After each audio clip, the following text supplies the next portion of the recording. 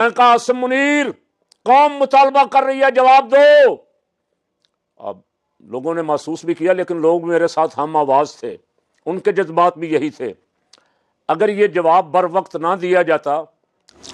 اعوذ باللہ من الشیطان الرجیم، بسم اللہ الرحمن الرحیم۔ ان اللہ یحب الذین یقاتلون فی سبیلہ صفا کانہم بنیان مرصوص۔ صدق اللہ مولانا العظیم وصدق رسولہ النبی الکریم الامین۔ یہ آیت مبارک ہم اکثر تلاوت کرتے ہیں الحمدللہ۔ جب بھی یہ سورہ صف کی تلاوت روٹین میں آتی ہے تو یہ آیت مبارک بھی سنتے بھی ہیں، لیکن آج نماز فجر کے وقت جس وقت ہماری پاک افواج نے یہ آیت تلاوت کر کے اور نعرہ تکبیر بلند کر کے پہلا میزائل چھوڑا، تو آپ یقین فرمائیں کہ ایسے لگا جیسے اس آیت کی تفسیر پہلی دفعہ دیکھنے کا موقع مل رہا ہے۔ دل باغ باغ ہو گیا، ایمان تازہ ہو گیا، اور جذبہ جہاد جو ہے وہ آسمان کی بلندیوں کو چھونے لگا۔ کل جمعہ میں نے عرض کیا تھا، گزارش کی تھی پاک فوج سے، اور تمام جمعہ کے نمازیوں نے ہاتھ کھڑے کر کے میرے ساتھ تائید کی تھی۔ میں نے عرض کیا تھا کہ پاک فوج، پاکستانی قوم آپ سے بدلے کا مطالبہ کر رہی ہے کہ بھارت نے جو کئی دنوں سے ادھم مچایا ہوا ہے، پہلگام کا بہانہ بنا کے، جو جھوٹ ہے، پاکستان کہتا رہا کہ آؤ مل کے بیٹھ کے تحقیقات کروا لیں، وہ نہیں مانا، لیکن وہ حملے کا بہانہ بنا رہا تھا۔ آج صبح ایسا دندان شکن جواب دیا مجاہدوں نے کہ پاکستانی قوم ہی نہیں، ساری امت کے سینے ٹھنڈے ہو گئے۔ جہاں جہاں بھی دیکھنے والے دیکھ رہے تھے، خواہ وہ عرب ممالک میں تھے، افریقی ممالک میں تھے، یا کسی دنیا کے کونے میں تھے، مسلمانوں کے دل چونکہ کئی سالوں سے ناحق، ہمیں کبھی فلسطین میں غزہ میں مارا جا رہا ہے، کبھی کشمیر میں، اور بدقسمتی سے اس کا جواب اس طرح نہیں دیا جا رہا جس طرح دینا چاہیے تھا، تو کفر کے حوصلے بہت بلند ہو گئے تھے۔ مودی کی آپ اکڑ اور تکبر دیکھیں کہ جتنی انٹرنیشنل کانفرنسوں میں کبھی اس کا پاکستانی سربراہ سے آمنا سامنا ہوتا تھا تو اس کی اکڑ دیکھنے والی ہوتی تھی، اور تونی سیدھی نہیں سی کردا، منہ انجنو کر کے لنگ دس، اکڑ تھی، تکبر تھا کہ ہم بڑی طاقت ہیں۔ آج پاکستان نے اس کی ساری طاقت، سارا غرور ملیا میٹ کر کے رکھ دیا، اور جس وقت یہ اٹیک اللہ اکبر کا نعرہ لگا کے شروع کیا، ایک ایئر بیس پٹھان کوٹ، اودھم پور، دوسری، تیسری، چوتھی، مجھے تو سارے نام بھی یاد نہیں ہیں، 26 ایئر بیس جب پاکستانیوں نے اڑائیں تو مودی چھپنے کی جگہ تلاش کرتا پھرتا تھا، کسی کا سامنا کرنے کے قابل نہیں تھا۔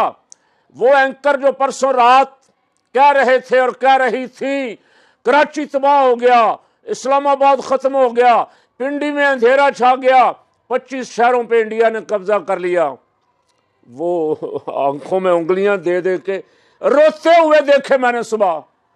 میں نے کہا یہ ہے جھوٹ کا انجام۔ تو اس لیے میں سب سے پہلے ان مجاہدوں کو جنہوں نے یہ کارنامہ سر انجام دیا سلام پیش کرتا ہوں۔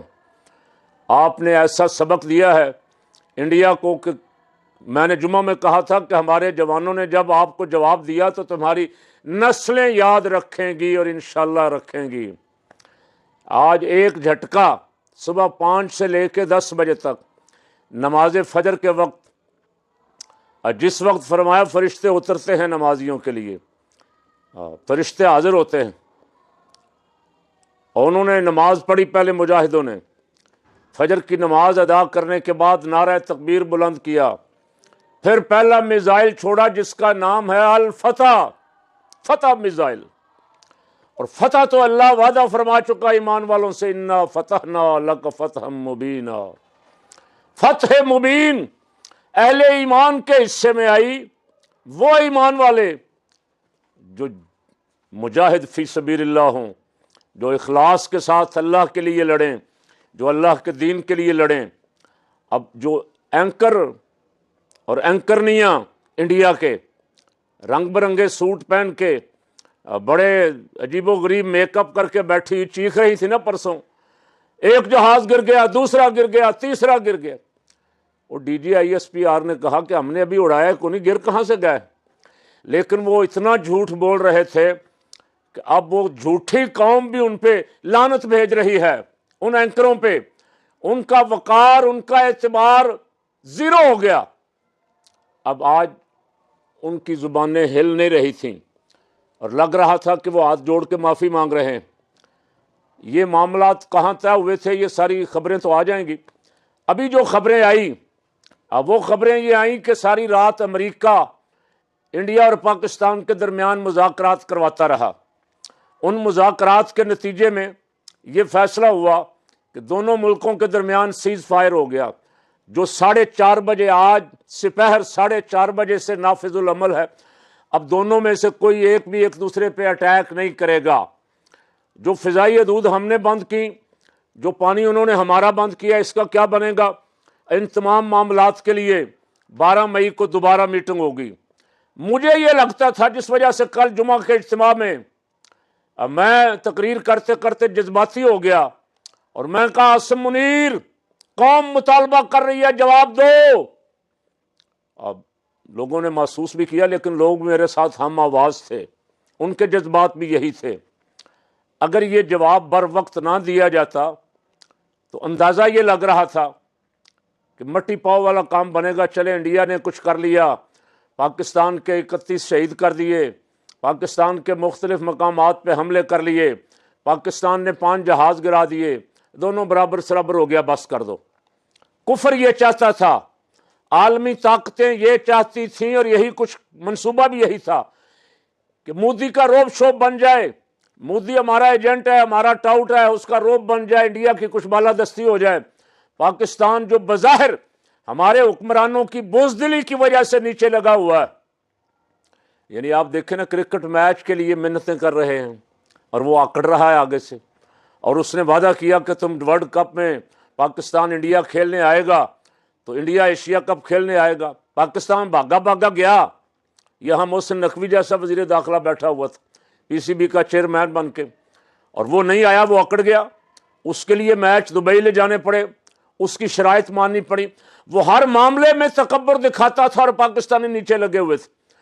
آج پاکستان کی پاک فوج نے اور فوجی جوانوں نے جو وہاں نعرہ تکبیر بلند کر رہے تھے، جنہوں نے منصوبہ بندی کی، جنہوں نے ٹارگٹ سیٹ کیے ہوئے تھے، جنہوں نے سائبر کے ذریعے انڈیا کو 70% اندھیروں میں ڈبو دیا، جنہوں نے انڈیا کو مفلوج کر کے رکھ دیا، اگر ایک دن اور جنگ چل جاتی، کاش ایک دن اور چل جاتی، تو اللہ کی عزت کی قسم مودی آپ کو نکیریں نکالتا ہوا نظر آتا، انڈیا ہاتھ جوڑتا نظر آتا، کشمیر بھی فتح ہو جاتا اور یہاں سکھوں کو بھی آزادی مل جاتی۔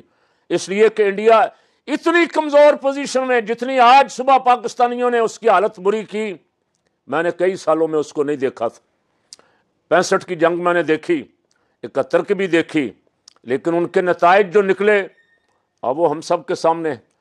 آج پاکستان نے جو کیا، ایک نئی تاریخ رقم کر دی، اور مجھے لگتا تھا، میرا دل کہتا تھا کہ اب عالمی قوتیں دخل اندازی کریں گی، انڈیا کو بچانے کے لیے آئیں گے، اور وہی ہوا۔ ٹرمپ صاحب نمودار ہوئے، انہوں نے ٹویٹ کیا کہ میں دونوں ملکوں کو مبارکباد دیتا ہوں کہ دونوں نے میری ثالثی مان لی۔ ابھی کل تو ٹرمپ کہہ رہا تھا کہ ہم غیر جانبدار رہیں گے، ہم دونوں ملکوں میں کوئی مداخلت نہیں کریں گے، ان کا اپنا معاملہ ہے۔ تو ایک دن بعد ثالثی کرنے کیوں آ گیا؟ اس لیے کہ اس کو نظر آ گیا تھا انڈیا کی اکڑ پھوں، انڈیا کے رافیل، اور پوری دنیا میں شور مچ گیا رافیل کی بھی صحیح پھیر دی مجاہدوں نے، شاہینوں نے۔ اور کل میں نے جمعہ میں عرض کیا تھا کہ پاکستان کی فضائیہ اس وقت دنیا میں نمبر 1 پہ ہے، کسی ملک کی فضائیہ پاکستانی فضائیہ کا مقابلہ نہیں کر سکتی۔ بھارت تو کوئی چیز ہی نہیں ہے، بھارت تو پہلے حلے میں ہی اڑ گیا، سارے ایئر بیس اڑا دیے۔ اگر پاکستان ایئر سٹرائک کر دیتا آج تو انڈیا میں لاشوں کے ڈھیر لگ جاتے، لیکن پاکستان نے پھر بھی اخلاقیات کا دامن ہاتھ سے نہیں چھوڑا۔ کسی مندر پہ حملہ نہیں کیا، بچوں پہ حملہ نہیں کیا، سویلین آبادیوں پہ حملہ نہیں کیا، مسجد جیسے انہوں نے ہماری مسجدوں پہ حملہ کیا، مدرسوں پہ حملہ کیا۔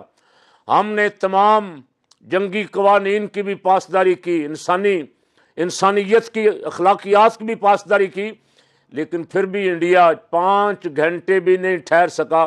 یہ تھا انڈیا کا تکبر جو خاک میں مل گیا۔